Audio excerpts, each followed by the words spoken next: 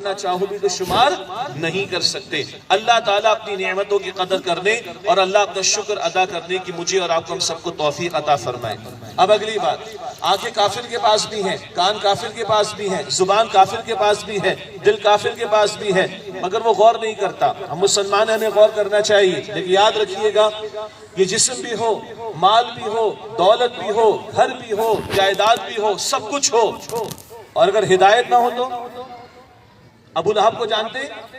سورہ لہب میں کیا پڑھتے ہیں؟ تبت یدا ابی لہب وتب ما اغنى عنه ماله وما كسب سيصلى نارا ذات لہب وامرأته حمالة الحطب في جيدها حبل من مسد۔ سب کو یاد ہے ماشاءاللہ۔ ابو لہب پتہ ہے کیا نام تھا اس کا؟ نام تھا عبد العزا، وہ مشرکانہ نام تھا۔ اس کو کہا ابو لہب کیوں؟ لہب کہتے ہیں عربی میں شولے کو، شولہ، ٹھیک ہے، سرخ ہوتا ہے نا، تو ابو لہب کا چہرہ بڑا سرخ تھا، بڑا خوبصورت تھا، اور مال والا تھا، دولت والا تھا، اولاد والا تھا، لیکن کیا نہیں تھا اس کے پاس؟ ہدایت نہیں تھی۔ ایک طرف ابو لہب کھڑا ہو، پیسہ بھی ہے، مال بھی ہے، سردار بھی ہے، گھر بھی ہے، اولاد بھی ہے، سب کچھ ہے، ہدایت نہیں ہے، اور دوسری طرف سیدنا بلال کھڑے ہو رضی اللہ عنہ، کہ کیسا چہرہ ہے؟ سیاہ رنگ کا چہرہ ہے، ہونٹ ان کے موٹے ہیں، غلام تھے، آزاد کیے گئے تھے، خاندان کا پتہ نہیں، مال ان کے پاس کچھ نہیں، لیکن اگر سیدنا بلال کے بارے میں پوچھنا چاہیں تو حضرت عمر رضی اللہ تعالیٰ عنہ سے پوچھیں کہ جب سیدنا بلال کو دیکھتے تو کیا کہتے؟ سیدنا بلال، ہمارے آقا بلال آ گئے۔ حضرت عمر جیسی ہستی رضی اللہ تعالیٰ عنہ وہ کہہ رہے بلال آ گئے۔ معراج کی شب اللہ کے رسول علیہ السلام نے سیدنا بلال رضی اللہ تعالیٰ عنہ کے قدموں کی آواز کہاں سنی؟ آسمانوں کے اوپر۔ اللہ اکبر۔ سوچیں، ایک طرف بلال کھڑے ہو رضی اللہ عنہ، ایک طرف ابو لہب کھڑا ہو، ہم اور آپ کسے پسند کریں گے؟ ظاہر بات ہے کسے پسند کریں گے؟ حضرت بلال کو۔ لیکن بھائیوں، دنیا میں آج معیار کیا ہے؟ آج مال جس کے پاس ہو، خوبصورت بہت ہو، گاڑی بڑی ہو، فیشن کے اندر ہو، جناب منصب بھی بڑا ہو، لوگ اس کو ترجیح دیتے ہیں، لیکن دین کیا بتاتا ہے؟ سورہ حجرات میں ہم پڑھتے ہیں ان اکرمکم عند اللہ اتقاکم، بے شک اللہ کی نگاہوں میں تم میں سب سے بڑھ کر عزت والا کون ہے؟ جو سب سے بڑھ کر اللہ سبحانہ وتعالیٰ کا تقوی اختیار کرے۔ اللہ کے ہاں دولت کی اہمیت نہیں، اللہ کے ہاں شہرت کی اہمیت نہیں، اللہ کے ہاں کرسی کی اہمیت نہیں، اللہ کے ہاں اقتدار کی اہمیت نہیں، اللہ کی ہاں اہمیت تقوی کی، ایمان کی ہے۔ ایمان اگر ہے یہ سب سے بڑی دولت ہے۔ اللہ تعالیٰ اس دولت کی قدر کرنے کی توفیق عطا فرمائے۔ تیسری بات، ہم بہت سارے سبجیکٹس انگلش پڑھتے ہیں، میتھس پڑھتے ہیں، آگے جائیں گے بایولوجی پڑھیں گے، نہ جانے کیا کچھ آپ پڑھیں گے انشاءاللہ تعالی، لیکن جیسے جیسے سبجیکٹ مکمل ہوتا ہے کتاب بند ہو جاتی، ایسے ہی ہے نا؟ اور جب میٹرک کر لیں گے تو کتابیں کہاں جاتی؟ کسی اور کے استعمال میں آ جاتی، ان کو دوبارہ پلٹ کر کھول کر بھی نہیں دیکھتے، مگر ایک کتاب ہے، چاہے آپ میٹرک پاس کر لیں، آپ ماسٹرز کر لیں، آپ پی ایچ ڈی کر لیں، آپ آج جو ہے وہ 15-16 سال کے ہوں، کل آپ 25 سال کے ہو جائیں، پرسوں آپ اس کے بعد آپ 50 سال کے ہو جائیں، ایک کتاب ہے جو قیامت تک چلتی رہے گی، وہ کبھی بند نہیں ہو سکتی، وہ ہے اللہ سبحانہ وتعالیٰ کی کتاب، اللہ کا قرآن۔ فجر میں قرآن، ظہر میں قرآن، عصر میں قرآن، مغرب میں قرآن، عشاء میں قرآن۔ اللہ یہ چاہتا ہے، نماز تو فرض ہے نا، کون سی؟ ہاں، 5 وقت کی نماز۔ ان الصلاۃ کانت علی المؤمنین کتابا موقوتا، نماز قرآن کہتے ہیں ایمان والوں پر مقررہ اوقات میں فرض ہے۔ ہر نماز فرض ہے، ہماری جو نمازیں فرض ہیں ہر نماز میں قرآن کی تلاوت کرنا لازم ہے۔ بس غور یہ کریں، ہم قرآن کی تلاوت کرتے تو ہیں الحمدللہ، کیا باقاعدہ کرتے ہیں؟ نمبر 2، کیا سمجھ کر کرتے ہیں؟ کیا ہمیں پتہ ہے کہ ہم اللہ سے کیا باتیں کر رہے ہیں، اللہ سے کیا مانگ رہے ہیں، اللہ تعالیٰ سے کیا چاہ رہے ہیں، اللہ تعالیٰ کس بات کا حکم دے رہے ہیں، اللہ تعالیٰ کس بات سے منع کر رہے ہیں؟ بہت توجہ کیجئے گا، یہ اساتذہ کے لیے بھی ہے، میرے لیے بھی ہے، طلباء کے لیے بھی ہے، ہر ایک کے لیے بھی ہے۔ اللہ کا اتنا عظیم کلام ہو اور ہمیں پتہ ہی نہ ہو کہ اللہ کیا فرما رہا ہے۔ میں 2-3 مقامات قرآن کے آپ کے سامنے پڑھتا ہوں، اس کے بعد ترجمہ کروں گا، آپ خود ہی اندازہ ہو جائے گا کیا فرق ہے۔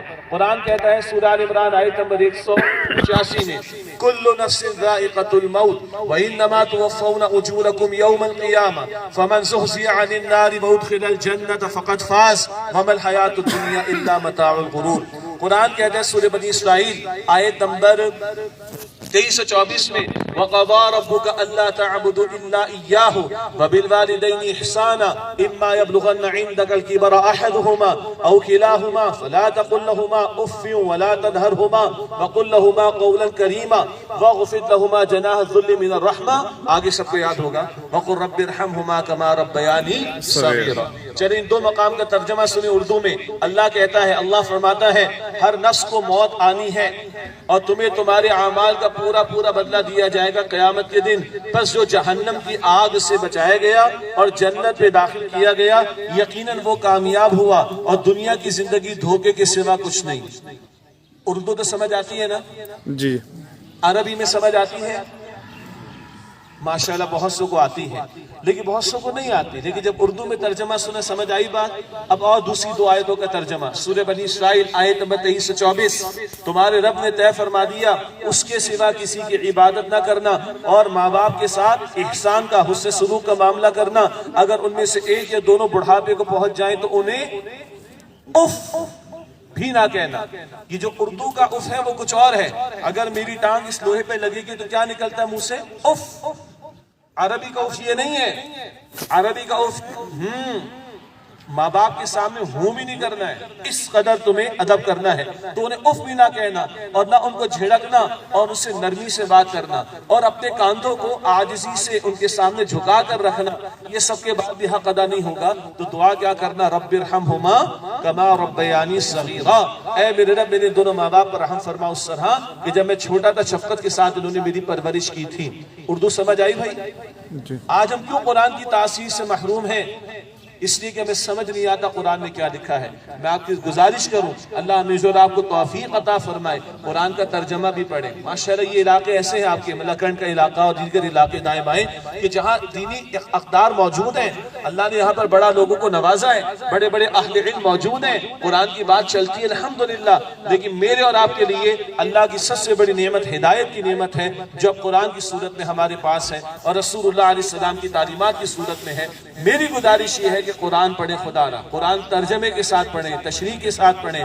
جس عالم پر اعتبار ہے اس کا تفسیر اس کا ترجمہ اور تفسیر پڑھیں. جہاں جہاں آپ کے گھرانوں علاقوں کے اندر اور جہاں کہیں پہ قرآن کی محافل ہوں قرآن کو سمجھیں. یہ وہ قرآن ہے کہ جس نے دنیا کی زندگی بدل دی، جو ہے تقدیر لوگوں کی بدل دی. کس رات میں نازل ہوا؟ انا انزلناہ فی لیلۃ القدر. قدر کی رات میں اللہ نے عطا فرمایا. یہ تقدیروں کو بدلنے والا کلام ہے. آج اس امت کی تقدیر اگر ہم بدلنا چاہتے ہیں، اس پاکستان کی تقدیر اگر بدلنا چاہتے ہیں، اس قرآن کی طرف آنا ہوگا. یہ صرف مردوں کے انتقال پہ نہ پڑھا جائے، یہ قرآن روزانہ تلاوت کیا جائے، صرف ثواب کے لیے نہ پڑھا جائے، یہ ہدایت کے لیے پڑھا جائے، یہ زندگی گزارنے کے اصول سیکھنے کے لیے پڑھا جائے. اللہ تعالیٰ مجھے اور آپ کو ہم سب کو اس کی توفیق عطا فرمائے. آخری بات عرض کرتا ہوں، ہم اللہ کے بندے ہیں اور محمد مصطفیٰ صلی اللہ علیہ وسلم کے امتی ہیں. ہم چھوٹے لوگ نہیں ہیں. اللہ نے آدم علیہ السلام سے لے کر نبی اکرم صلی اللہ علیہ وسلم تک تقریباً کم و بیش 1.25 لاکھ انبیاء اور رسولوں کو منتخب فرمایا اور ختم نبوت کا اعلان ہو گیا محمد مصطفیٰ احمد مجتبیٰ صلی اللہ علیہ وسلم پر. اللہ انسانیت کی رہنمائی کے لیے پہلے کتابیں نازل فرماتا رہا، رسولوں کو پیغمبروں کو بھیجتا رہا. لیکن قرآن آخری کلام ہے اللہ کا. اب کوئی کتاب اللہ کی طرف سے نہیں آئے گی. محمد مصطفیٰ صلی اللہ علیہ وسلم اللہ کے آخری رسول ہیں. اب کوئی نبی کوئی رسول نہیں آئیں گے. اب انسانیت تک اللہ کا پیغام پہنچے، انسانیت تک اللہ کا دین پہنچے، اس کام کے لیے اللہ نے مجھے اور آپ کو کھڑا کیا ہے. قرآن کہتا ہے دل کے کانوں سے سنیے گا.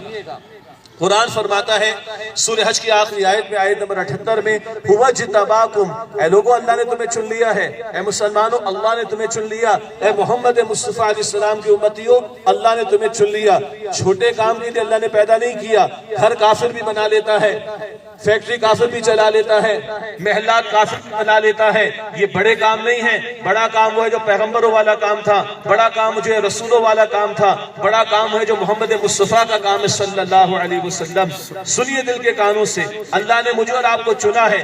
کس کام کے لیے؟ وہ کام جو محمد مصطفیٰ علیہ السلام کا تھا. قرآن 3 مرتبہ فرماتا ہے سورہ توبہ کی آیت نمبر 33 میں بھی ہے هُوَ الَّذِي أَرْسَلَ رَسُولَهُ بِالْهُدَىٰ وَدِينِ الْحَقِّ لِيُظْهِرَهُ عَلَى الدِّينِ الدین کلی، اللہ جس نے اپنے رسول کو بھیجا صلی اللہ علیہ وسلم الہدا مکمل ہدایت نامہ قرآن دے کر، دین الحق دین اسلام دے کر، لیظہرہ علی الدین کلہ، تاکہ آپ صلی اللہ علیہ وسلم اس دین حق کو کل نظام زندگی پر غالب کر دیں۔ یہ پورے نظام پر کس کی حکومت قائم ہو؟ اللہ کی۔ زمین کس کی ہے؟ اللہ کی ہے۔ یہاں حکمرانی کس کی چلے؟ اللہ کی چلے۔ بندے چلائیں گے مگر اپنی مرضی نہیں، رب کی مرضی چلائیں گے۔ پاکستان کا نام کیا ہے پورا؟ اسلامی جمہوریہ پاکستان۔ صرف پاکستان نہیں، یہ پہلے اسلامی ہے۔ ہمارے آباء و اجداد نے قربانیاں دی، یہاں کے لوگوں نے اس مملکت میں اپنے آپ کو شامل کیا۔ کس لیے؟ اے اللہ ایک خطہ عطا فرما دے جہاں تیری کتاب پر عمل ہوگا، تیرے پیغمبر کی تعلیم پر عمل ہوگا، تیرے دین پر عمل کیا جائے گا۔ نبی اکرم علیہ السلام کی 23 برس کی محنت، طائف کی گلیوں کو بھی یاد رکھیں، ہجرت کی راتوں کو بھی یاد رکھیں، احد کے میدان میں بہتا خون بھی یاد رکھیں، 70 صحابہ کی جانوں کے نذرانے احد کے میدان میں یاد رکھیں۔ احزاب کے موقع پر سورۃ الاحزاب پڑھتے ہیں نا، میٹرک کے سلیبس میں غالباً ہوگی۔ احزاب کے موقع پر اللہ کے رسول نے پیٹ پر پتھر باندھے۔ یہ ساری مشقتیں کس لیے تھی؟ اس زمین پر باطل کا اقتدار نہ رہے، اللہ کی حکمرانی قائم ہو، اللہ کی شریعت قائم ہو۔ اس مقصد کے لیے اللہ کے پیغمبر نے 23 برس محنت فرمائی۔ آج یہ قرض ہمارے کاندھوں پر ہے۔ ایک توجہ دلاؤں آپ کو، اللہ کے رسول نے اپنے خاندان کے لوگوں کو بلایا تھا، ان کے سامنے توحید کی دعوت رکھی تھی۔ 40-45 لوگ جو انہوں نے قبول نہیں کی۔ کون کھڑا ہوا تھا اس وقت؟ آپ بچے تو ماشاءاللہ عمر میں بڑے ہیں، سیدنا علی کھڑے ہوئے تھے جن کی عمر اس وقت 12 برس کی تھی، یاد آیا؟ اور سیدنا علی رضی اللہ تعالیٰ عنہ فرما رہے تھے میری آنکھیں دکھتی ہیں، میری ٹانگیں پتلی ہیں، مگر اے محمد میں آپ کا ساتھ دوں گا صلی اللہ علیہ وسلم۔ ہاتھ کھڑا کرے، کون ساتھ دے گا؟ محمد رسول اللہ۔ مجھے اور آپ کو ساتھ دینا ہے، ہم اور آپ رسول اللہ کے بیٹے ہیں۔ اما عائشہ ہماری ماں ہے نا رضی اللہ تعالی عنہ، تو رسول اللہ ہمارے کیا ہیں؟ روحانی والد ہیں۔ آج ہم ان کے وارث ہیں۔ آج ہمارے کاندھوں پر امت کی ذمہ داری، خود قرآن کو پڑھنا ہے، سیکھنا ہے، سمجھنا ہے، اپنی ذات پر نافذ کرنا ہے، اپنے معاشرے میں نافذ کرنا ہے، اور اللہ کی زمین پر قائم کرنا ہے، اور دنیا کے سامنے پیش کرنا ہے۔ یہ اسلام کی تعلیم ہے۔ اتنے بڑے کام کے لیے اللہ نے مجھے اور آپ کو چنا ہے۔ تو میٹرک کا آرام سے ہو جائے گا بیٹا، انٹرویو ہو جائے گا انشاءاللہ۔ اتنا بڑا سوچیں گے تو یہ آرام سے آپ پاس آؤٹ ہو جائیں گے، لیکن اس سے بڑے کام ہم نے کرنے۔ بہت بڑا کام سوچیں گے تو یہ ایجوکیشن وغیرہ سب آرام سے ہو جائے گا۔ بڑا کام کیا ہے؟